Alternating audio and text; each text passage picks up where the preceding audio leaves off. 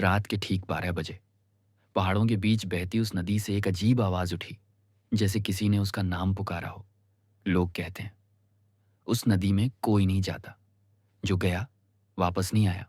पर उस रात अर्जुन गया। वो नदी सिर्फ बहती नहीं थी, वो फुसफुसाती थी।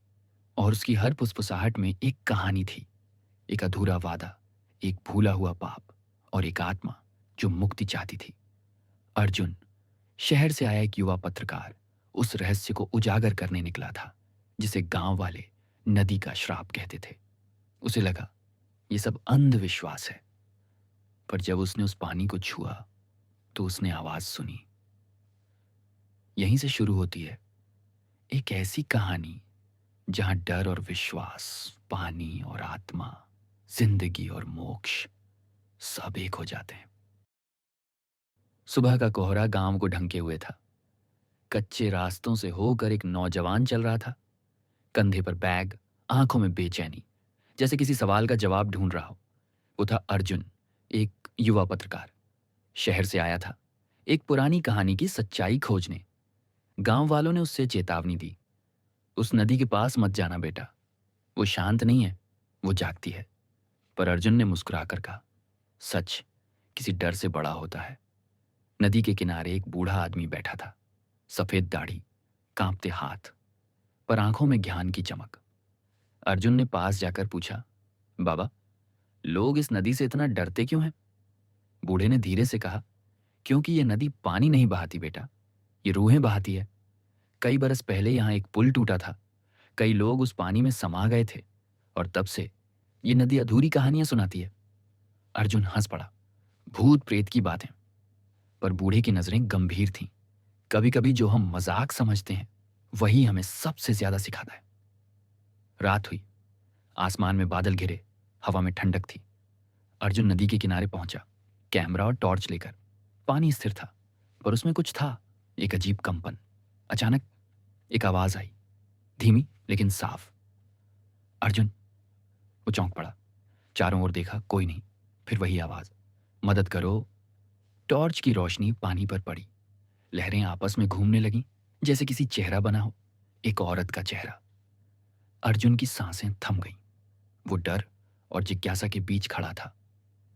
पानी से एक हल्की चमक उठी, धुंध की परतों से बनी आकृति, एक स्त्री, शांत चेहरा, पर आंखों में दर्द। उसकी आवाज फुसफुसाई, मैं यहां फंसी हूं कई बरसों से, मुक्त कर दो। अर्जुन का दिल तेजी से धड़कने लगा। कौन हो तुम? उसने पूछा। आवाज बोली, मैं वही हूं जिसे इस नदी ने निगल लिया था। जब पुल टूटा था मैंने एक बच्चे को बचाया, पर खुद डूब गई। अब तक कोई नहीं आया सिवाय तुम्हारे। अर्जुन के दिमाग में बिजली सी कौंधी।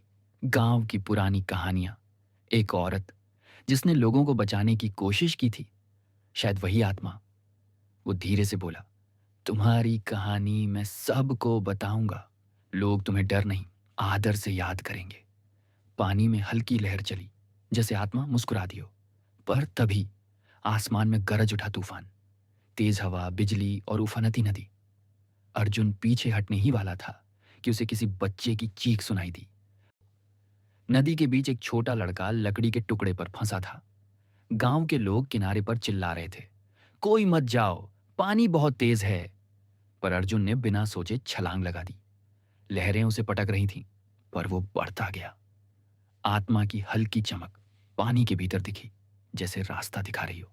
बिजली चमकी, अर्जुन ने बच्चे को पकड़ लिया। पानी में एक पल के लिए वो नीचे खिंच गया, जैसे कोई उसे थामे हुए हो। अंधेरे में एक हल्की आवाज आई, अब मेरी मुक्ति पूरी हुई। अगले ही पल अर्जुन और बच्चा किनारे पर थे। लोग दौड़ कर आए, बूढ़ा बाबा भी वहां था। उसने अर्जुन का माथा छूकर कहा, आज तूने एक जान नहीं बचाई बेटा, एक आत्मा को भी मुक्त किया। अगली सुबह सूरज की पहली किरण नदी पर पड़ी। पानी शांत था और उसमें हल्की सुनहरी चमक थी। अर्जुन किनारे बैठा था, थका हुआ पर मुस्कुराता हुआ। उसने देखा, बूढ़ा आदमी जा चुका था, पर रेत पर उसके पांवों के निशान बाकी थे। शायद वो खुद ही नदी का रखवाला था। अर्जुन शहर लौटा।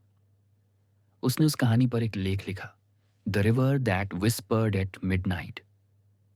पर उसने एक बात कभी किसी को नहीं बताई कि उस रात जब उसने पानी में देखा, उससे अपनी ही परछाई के पीछे वही स्त्री मुस्कुराती दिखी थी। कभी-कभी जो हमें डराता है, वही हमें नया जन्म देता है। अर्जुन ने सीखा, डर सिर्फ एक संकेत है कि तुम सही रास्ते पर हो। कभी-कभी जो हमें डराता है, वही हमें बदल देता है। नदी फुसफुसाती नहीं थी, वो सिखा रही थी साहस।